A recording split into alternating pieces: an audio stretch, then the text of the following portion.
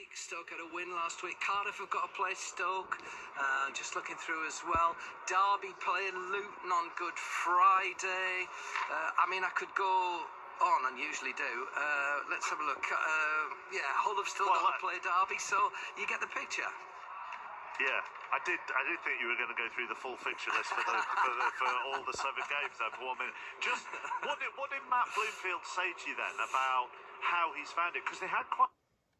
They're just starting to click, aren't they? He took 8 games to get going, but won 3 out of 5. Looking very comfortable there, absolutely loving it. The question, of course, is have they got enough games, Andy, to get themselves out of this? Yeah, momentum at this time of the year it's key. So, they're on a decent run. I actually fancy them to just creep over the line. I think, as I said, that momentum, they've got some quality in there and they're just kind of getting going again. I do fancy them, and I hope so for Matt Bloomfield, because he's taking a bit of a risk, hasn't he, to jump over to Luton, and we know he's a good young coach, so hopefully it works out for him. Yeah. I mean, if I was being horrible there, Andy, I would then say, if you think they're going to creep over the line, yeah, I know who's going to fall under that line. Derby will be there, won't they? I know the Derby fans don't particularly like me because of our checkered past. They've won the last 4 and done brilliantly. We're talking about Luton, not Derby, mate. Yeah, okay. I'll dig you out of this. I'll tell you what, it's a big day for Cardiff and Hull, Mark, because they've been getting glooping back into the mix there. Both of them are away today, Cardiff at QPR, Hull at Sheffield Wednesday. But the thing is, when you look through all the fixtures, a lot of them still have to play each other. I mean, just some of the ones. Stoke are playing Luton during the week. Stoke had a win last week. Cardiff have got to play Stoke. Just looking through as well. Derby playing Luton on Good Friday. I could go on and usually do. Let's have a look. Hull have still got to play Derby, so you get the picture. Yeah, I did think you were going to go through the full fixture list for all the 7 games there for 1 minute. Just what did Matt Bloomfield say to you then about how he's found it? Because they had quite an active January, didn't they? And I wonder whether it's just taken time for some of those players to settle. Well, interestingly as well, the club published their accounts this week, showed they'd made a profit of just under £50 million.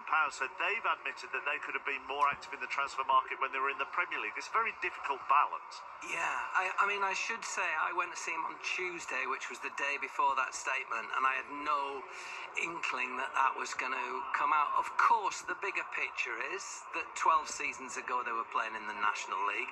They've had phenomenal momentum, and they're trying to get to grips with the club's long-term future. They've got this power court base near the town centre, so they must have had one eye on that.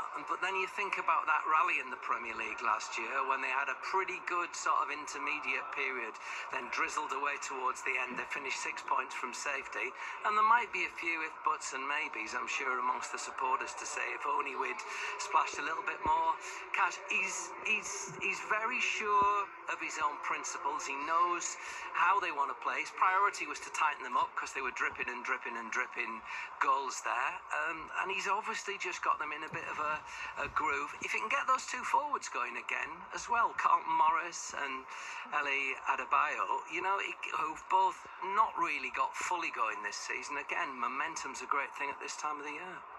But also, Andy, it's not as simple as, they could have just spent a bit more money and they might have stayed up. One of the things that Luton's, I know they went down, their relative success at times in the Premier League was built on was a tight squad, was the underdog mentality. You've got to bring the right personality into that. Yeah, I agree, and not to sound too pessimistic about Luton, but they could have spent a lot more money and still got relegated. So it's about where do you spend the money, where do you put it into, when do you spend it. I'd have probably been more looking at them, thinking, well, if they do get relegated, then do kind of a full rebuild. And I don't think they've done a full rebuild when they went down, and they've still got some of the players in there that were with them last season. So I'd be more inclined for them to kind of do the business to get safe this season, and then do a rebuild from next season where they can bring in fresh players, whether that's young players, wherever direction they want to go, and let Matt Bloomfield build from there. Because with that type of money, they've got a really good, strong base that will probably see them through for the next kind of 5, 6, 7 years if they continue to build slowly and properly. Goal in League Two, Walsall were